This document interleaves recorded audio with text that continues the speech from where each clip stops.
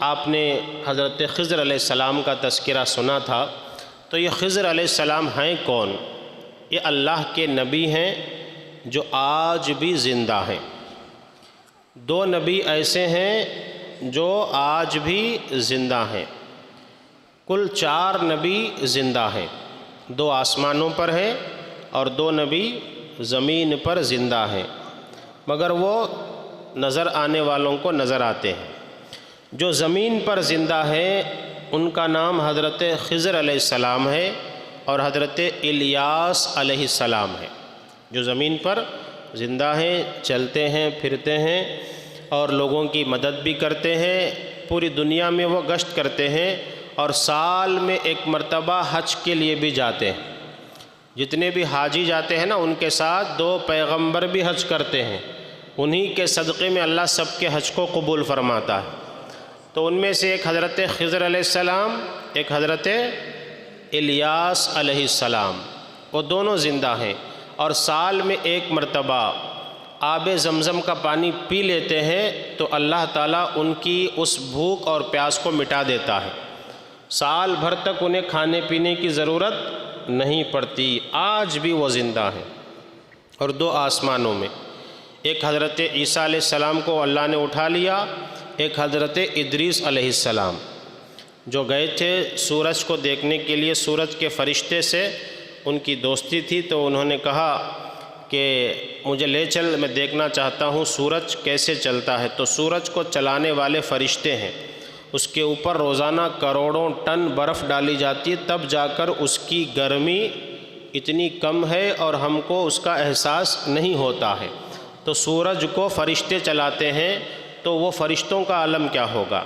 تو ان کو دیکھنے کے لیے حضرت ادریس علیہ السلام تشریف لے گئے اور پھر جنت کے فرشتے سے بھی ان کی دوستی تھی، تو انہوں نے کہا مجھے جنت میں بھی لے چلو۔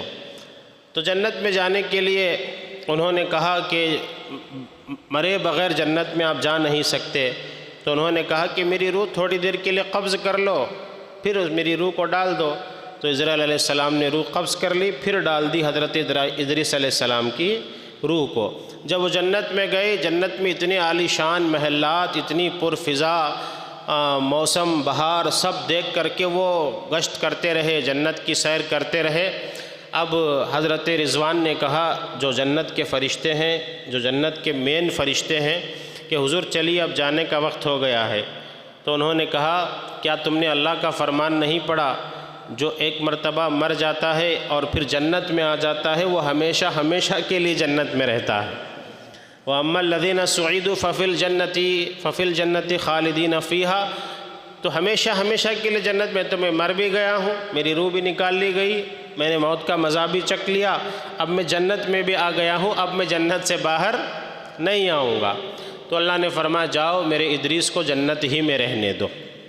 تو وہ 2 نبی جو ہے جنت میں ہیں۔ اور حضرت خضر علیہ السلام، ان کی شان کیا ہے، ان کو اللہ نے کتنا علم عطا فرمایا تھا، سنیں۔ ایک مرتبہ حضرت موسیٰ علیہ السلام سے کسی نے پوچھا، اے اللہ کے نبی موسیٰ علیہ السلام جلیل القدر پیغمبر جو اللہ سے کلام کرتے تھے، اللہ سے ڈائریکٹ بات کرتے تھے کوہ طور پر جا کر، بتائیے اس وقت روئے زمین پر سب سے بڑا عالم کون ہے؟ اس وقت روئے زمین پر سب سے بڑا عالم کون ہے؟ تو حضرت موسیٰ علیہ السلام اللہ کے نبی تھے، پیغمبر تھے، پیغمبر سے بڑھ کر کوئی عالم نہیں ہوتا ہے، ان پر وحی نازل ہوتی ہے، ان پر توریت نازل ہوتی تھی۔ تو حضرت موسیٰ علیہ السلام نے کہا اس وقت روئے زمین پر سب سے بڑا عالم میں ہوں۔ حضرت موسیٰ علیہ السلام نے کہا کہ اس وقت روئے زمین پر سب سے بڑا عالم میں ہوں۔ تو اللہ تبارک و تعالیٰ کو یہ بات تھوڑا سا جو ہے ناپسند ہوئی کہ میرے نبی نے یہ جملہ کہا کہ اس وقت روئے زمین پر سب سے بڑا عالم میں ہوں۔ تو اللہ تعالیٰ نے فرمایا اے موسیٰ تم نے جو کہا ہے وہ مجھے پسند نہیں آیا، کبھی بھی اپنے آپ کو سب سے بڑا عالم نہ کہو، کیونکہ ہر علم والے پر ایک علم والا ہوتا ہے۔ اس وقت روئے زمین پر تم سے زیادہ علم رکھنے والا میرا ایک بندہ ہے جس کا نام خضر ہے۔ جس کا نام کیا ہے؟ خضر ہے۔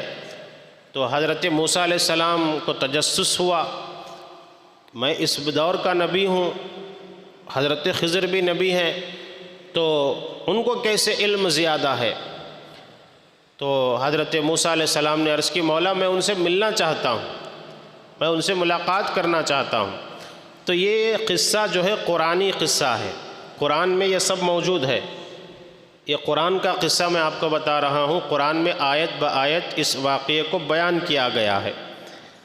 تو حضرت خضر علیہ السلام کے بارے میں اللہ نے فرمایا، اے موسیٰ اگر تم انہیں ملنا چاہتے ہو تو مجمع البحرین میں جاؤ، وہاں ان کی تم سے ملاقات ہوگی۔ دو ندیاں جب آپس میں ملتی ہیں وہیں پر وہ تمہیں ملیں گے۔ تو حضرت موسیٰ علیہ السلام حضرت یوشع بن نون علیہ السلام کو ساتھ میں لے کر اس مقام پر نکل پڑے، اور چلتے وقت روٹی اور بھنی ہوئی مچھلیوں کو رکھ لیا، اور اللہ نے حکم دیا تھا کہ جہاں پر وہ مجمع البحرین ندیوں میں ایسا پاور ہے کہ وہاں مری ہوئی مچھلی بھی زندہ ہو جاتی ہے، تو انہوں نے اسی لیے دو مچھلیوں کو لے کر رکھ لیا، بھنی ہوئی مچھلیوں کو، روٹی کو لے کر کے جب گئے تو راستے میں جو ہے چلتے ایک جگہ بیٹھ کر کھانا کھا رہے تھے، اور حضرت موسیٰ علیہ السلام استنجا کے لیے چلے گئے، تو حضرت یوشع بن نون نے دیکھا کہ وہ مچھلیاں بھنی ہوئی مری ہوئی مچھلیاں خود بخود زندہ ہو گئی اور اچھل کر پانی میں چلی گئی، وہی مقام تھا۔ تو دیکھ کر حیران ہو گئے، اور اس کے بعد پھر وہاں سے موسیٰ علیہ السلام آئے تو دونوں اٹھ کر کے وہاں سے آگے بڑھ گئے۔ تو کچھ دور جانے کے بعد یوشع بن نون علیہ السلام نے کہا کہ اے اللہ کے نبی، ہم کہاں جا رہے ہیں؟ چل کر کے تھک گئے ہیں۔ تو حضرت موسیٰ نے کہا ہم کو وہ جگہ کی تلاش ہے جہاں مچھلی زندہ ہو کر پانی میں چلی جائے۔ تو حضرت یوشع بن نون نے کہا یہ تو ہو چکا ہے، پیچھے راستے میں جب ہم چل کے آ رہے تھے تو وہاں ہم لوگ بیٹھے تھے، آپ استنجا کرنے کے لیے گئے تھے تو وہ مچھلی جو ہے اڑ کر کے پانی میں چلی گئی۔ تو موسیٰ علیہ السلام جلالی تھے، انہوں نے کہا پہلے کیوں نہیں بتایا تم نے، اتنی دیر خواہ چلا کر کے لائے؟ کہا میں بھول گیا تھا۔ کہا چلو پھر چلتے ہیں۔ جب پھر واپس وہاں پر آئے اور سمندر کی طرف رخ کر کے سلام کیا تو اس میں سے حضرت خضر علیہ السلام نمودار ہوئے۔ حضرت خضر علیہ السلام سے ملاقات کی، مصافحہ کیا، معانقہ کیا، کہا بھائی تم سے ملنے کا مجھے اللہ نے حکم دیا ہے، میں یہ جاننا چاہتا ہوں کہ تم کو اللہ نے کیسا علم دیا ہے، تم کتنا جانتے ہو، کیسا جانتے ہو، مجھ سے بڑا عالم اللہ نے تمہیں کہا ہے، اسی لیے میں تمہارے ساتھ رہ کر وہ علم دیکھنا چاہتا ہوں۔ تو حضرت خضر علیہ السلام نے فرمایا اے اللہ کے نبی موسیٰ علیہ السلام، آپ میرے ساتھ رہ نہیں سکتے، اور رہیں گے بھی تو آپ صبر نہیں کریں گے، صبر نہیں کریں گے، آپ بار بار مجھ سے آپ سوال کرتے رہیں گے تو میں جواب نہیں دے پاؤں گا، کیونکہ میرا علم ہی ایسا ہے جو جواب نہ دینے کے قابل ہے، بتایا نہیں جاتا وہ علم۔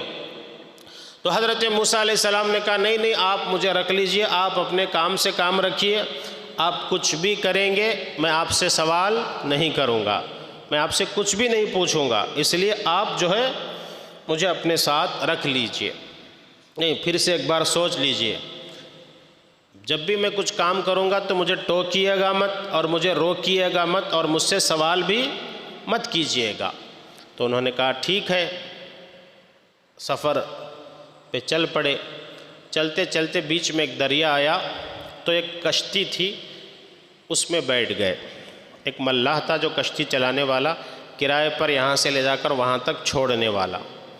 تو کشتی پر بیٹھے ہوئے ہیں تینوں، حضرت موسیٰ بھی ہیں، حضرت یوشع بن نون علیہ السلام بھی ہیں، اور حضرت خضر علیہ السلام بھی ہیں۔ کشتی میں بیٹھ کے جا رہے تھے، ابھی کنارہ تھوڑی دور پہ تھا کہ حضرت خضر علیہ السلام کے پاس ایک کلاڑی تھی، کلاڑی لے کر کے وہ کشتی کے تختے کو توڑنے لگے، کلاڑی لے کر مار کے کشتی کے تختے کو توڑنے لگے۔ تو حضرت موسیٰ جلالی تھے، کہا یہ کیا کر رہے ہیں آپ؟ اس بیچارے نے تو ہمیں کشتی میں بٹھا کر یہاں سے لے جا کر کے وہاں چھوڑ رہا ہے اور آپ اسی کی کشتی کو توڑ رہے ہیں۔ تو حضرت خضر علیہ السلام نے کہا کہ میں نے کہا تھا نا کہ آپ کو خاموش رہنا ہے۔ کہا ہاں ٹھیک ہے، میں خاموش رہوں گا۔ خاموش رہے۔ اس کے بعد کشتی آگے بڑھی، ساحل پر چھوڑا اور وہاں سے جو ہے پیسے کرایہ دیا اور وہاں سے آگے نکل پڑے۔ جب آگے نکل پڑے ایک شہر آیا۔ ایک شہر میں کیا ہوا،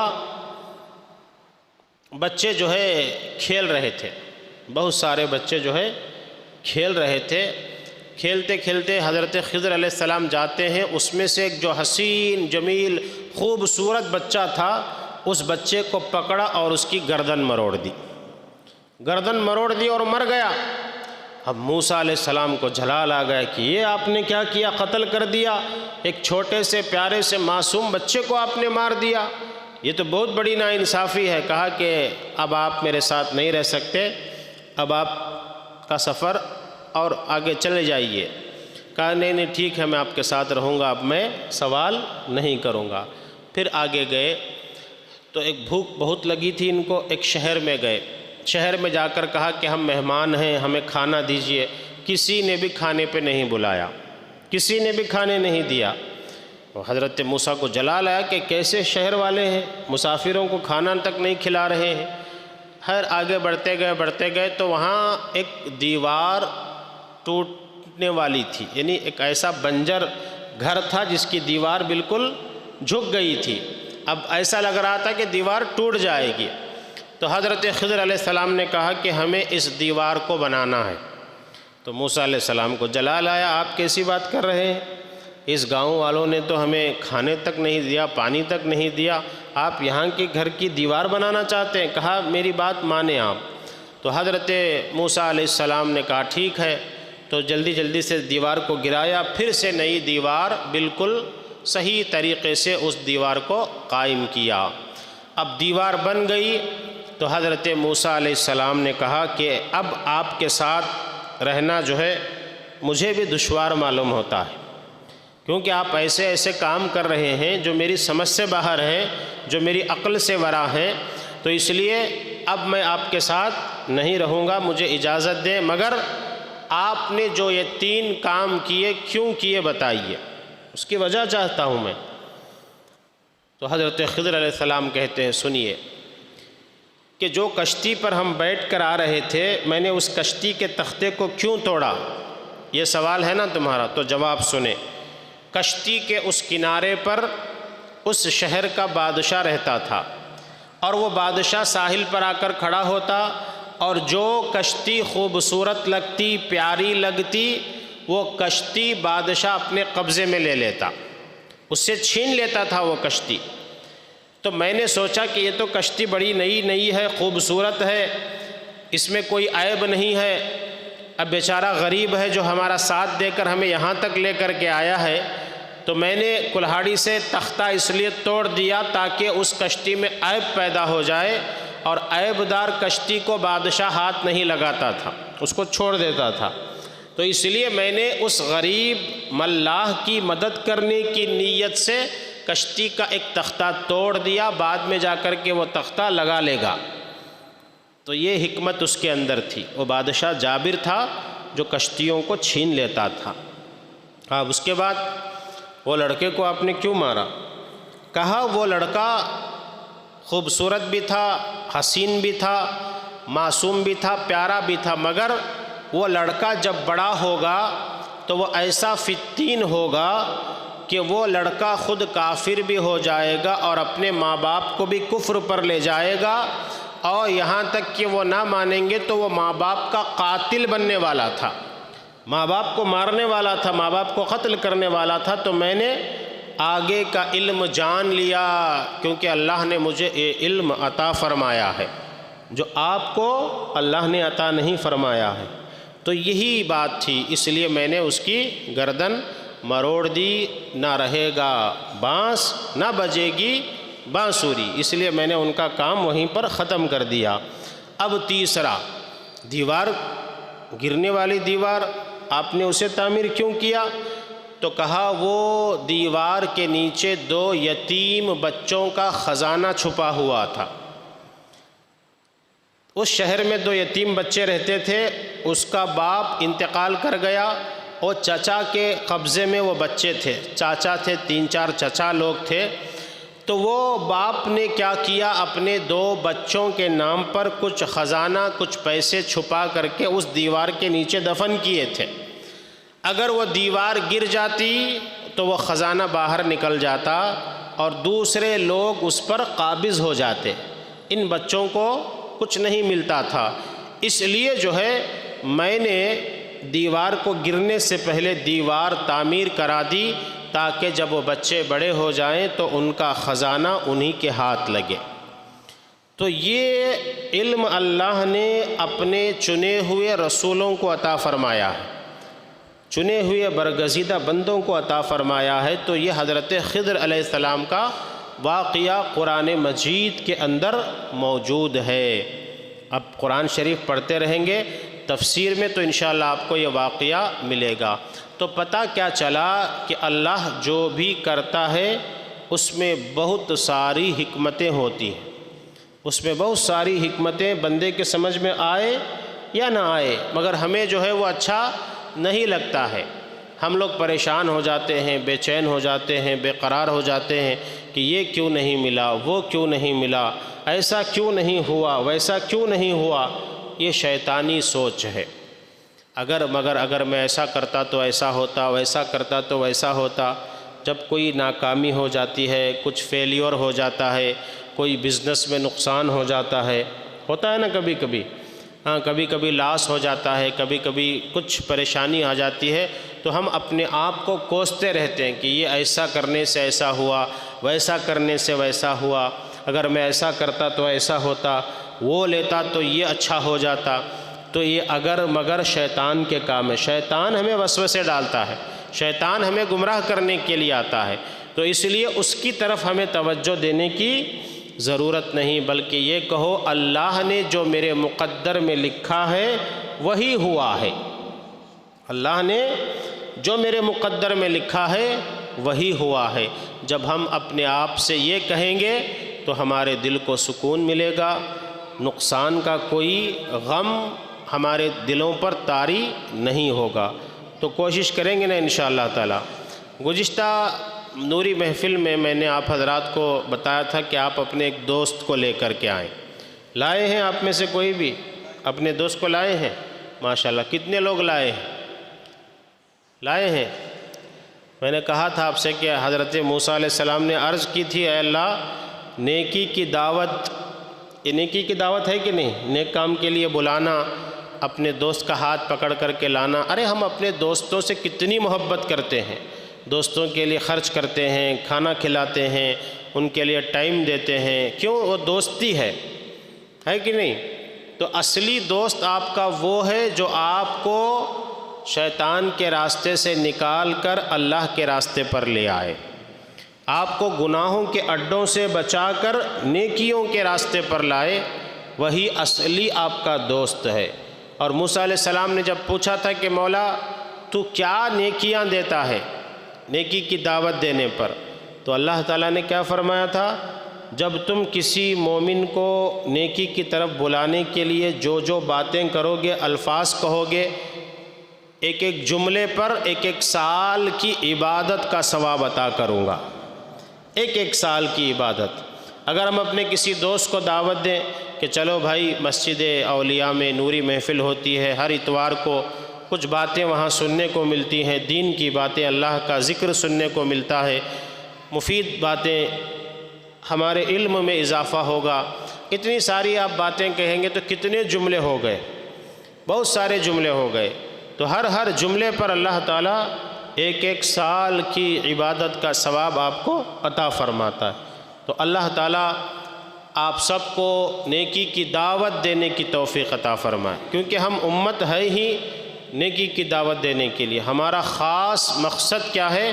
کنتم خیر امت اخرجت للناس تأمرون بالمعروف وتنہون عن المنکر، تم بہترین امت ہو اس لیے کہ تم نیکی کی دعوت دیتے ہو اور گناہوں سے روکتے ہو، برائی سے منع کرتے ہو، یعنی جب بھی کوئی نیکی کا کام کرو تو لوگوں کو بلاؤ، نیکی کی دعوت دو کہ میں اکیلا کیوں نیک بنوں، سب کو میں نیک بننا ہے، سب کو نیکیوں کی توفیق ملے، سب کے نامہ اعمال میں نیکیوں کا ذخیرہ ہو۔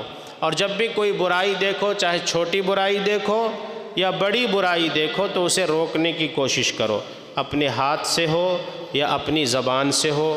اگر یہ بھی نہ کر سکے تو کم سے کم دل میں اس کو برا جانو، یہ اچھے ایمان کی نشانی اور صفت ہوا کرتی ہے۔ تو میں آپ حضرات کو ایک وظیفہ بتاتا ہوں، نماز کے بعد اگر کسی کو پریشانی ہے، ٹینشن ہے، دکھ ہے، تکلیفیں ہیں، بلائیں ہیں، مصیبتیں، بیماریاں، کچھ بھی کیوں نہ ہو، نماز کے بعد اپنی پیشانی پر ایسے ہاتھ رکھ کر 21 مرتبہ، کتنی مرتبہ؟ 21 مرتبہ لا حول ولا قوت الا باللہ، لا حول ولا قوت الا باللہ، اس کو پڑھیں گے تو اللہ آپ کی ہر تکلیف، ہر ٹینشن، ہر بیماری، ہر مصیبت کو دور فرماتا ہے۔ اول و آخر درود شریف پڑھیں ہر نماز کے بعد، کتنی مرتبہ؟ 21، 20 پر ایک مرتبہ۔ اس کو پڑھنے میں آپ کو کم سے کم 30 سیکنڈ لگیں گے، بڑا آسان سا وظیفہ ہے۔